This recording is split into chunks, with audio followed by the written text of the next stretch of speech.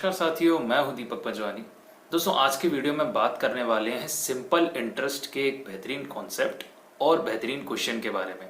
दोस्तों, साधारण ब्याज से हमारे एग्जाम्स में बहुत सारे क्वेश्चंस आते हैं। आज मैं एक छोटे से कॉन्सेप्ट की बात करने वाला हूँ। चलिए दोस्तों, शुरू करते हैं।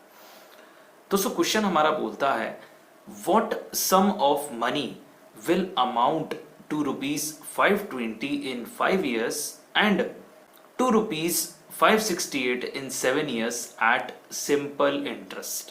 हम इस क्वेश्चन को हिंदी में पढ़ते हैं। साधारण ब्याज पर कौन सी धनराशि 5 साल में 520 रुपए और 7 साल में 568 रुपए हो जाएगी। दोस्तों, ये क्वेश्चन जनरली हमारे एग्जाम में पूछा जाता है और ऐसे क्वेश्चंस हमारे एग्जाम में आते रहते हैं। कैसे कर सकते हैं इन क्वेश्चंस को हम जल्दी से जल्दी? आइए दोस्तों, थोड़ा सा हम कॉन्सेप्ट भी समझते हैं। सबसे पहले दोस्तों, मैं आपको बता दूं कि ये जो सिंपल इंटरेस्ट आपका होता है, जिसे हम एसआई बोलते हैं या हम हिंदी में इसको साधारण ब्याज बोलते हैं, दोस्तों ये हर साल के लिए सेम होता है। ये बदलता नहीं है, ये सेम होता है हर साल के लिए। तो सबसे पहली बात तो दोस्तों हमें ये पता होना चाहिए। ठीक है भाई। अब दोस्तों, जैसे आपको क्या दिया हुआ है कि 5 साल में ये पैसा इतना हो गया, मतलब मैं ये बोलना चाह रहा हूं कि भाई 5 साल में ये पैसा मेरा जो है ये हो गया भाई 520 रुपए।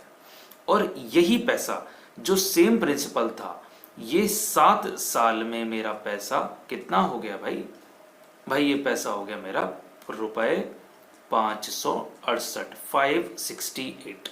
दोस्तों, सिंपल इंटरेस्ट में क्या होता है, आपका प्रिंसिपल हमेशा सेम रहता है। कहने का मतलब है प्रिंसिपल सीआई में भी सेम होता है, लेकिन जो ब्याज लगता है आपका वो हमेशा शुरुआत के पैसे पे ही लगता है, जो आपने उधार लिए हो या जो आपका शुरुआती प्रिंसिपल रहा हो वो। यानी प्रिंसिपल हमेशा ही आपका सेम रहता है। तो दोस्तों, इन दोनों में से कोई प्रिंसिपल नहीं है, ये दोनों हमारे अमाउंट है जो कि 5 साल और 7 साल के बाद हो चुके हैं। तो मैं यहाँ देख रहा हूं कि भाई 2 सालों में, मेरी बात समझिएगा, 2 सालों में 2 years में मेरा जो पैसा है वो कितना बढ़ गया? तो आपका जवाब होगा 48 रुपए। यानी रुपए 48 मेरे 2 साल में बढ़ गए। मैंने आपको बोला सिंपल इंटरेस्ट हर साल सेम होता है, तो मैं यहां से ये बोल सकता हूं कि भाई 2 साल में अगर पैसा 48 रुपए बढ़ता है तो 1 साल में कितना बढ़ेगा? आपका जवाब होगा भाई 48 को 2 से डिवाइड दीजिए तो मेरा 24 रुपए बढ़ता है। कोई दिक्कत नहीं है। मैं एक चीज और जानना चाहूंगा आपसे, यही पैसा 5 साल में कितना बढ़ेगा? 5 साल में कितना बढ़ेगा? तो आप कहोगे भाई 24 का जरा मल्टीप्लाई तो करना जरा 5 से, तो आप बोलोगे 120 रुपए बढ़ता है। अब दोस्तों, मैंने 5 साल क्यों लिया?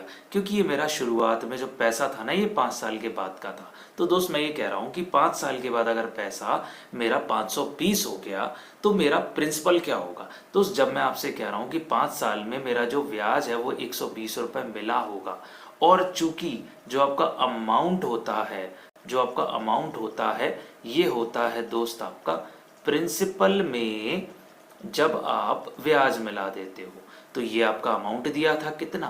5 साल के बाद का 520। और प्रिंसिपल की अगर मैं बात करूं तो दोस्त वो होगा आपका P, और इसमें मैं डाल रहा हूं 120, चूंकि मेरा 5 साल का ब्याज था। दोस्त, मैं आकर के इसमें से इसको घटा दूंगा तो ये आ जाएगा 120, और ये मेरा P प्रिंसिपल मैंने मान लिया, तो दोस्त ये मेरा आ जाएगा 400 रुपए। 400 रुपए दोस्त ये मेरा प्रिंसिपल आ गया। ऑप्शन नंबर फर्स्ट मेरा आंसर हो जाएगा।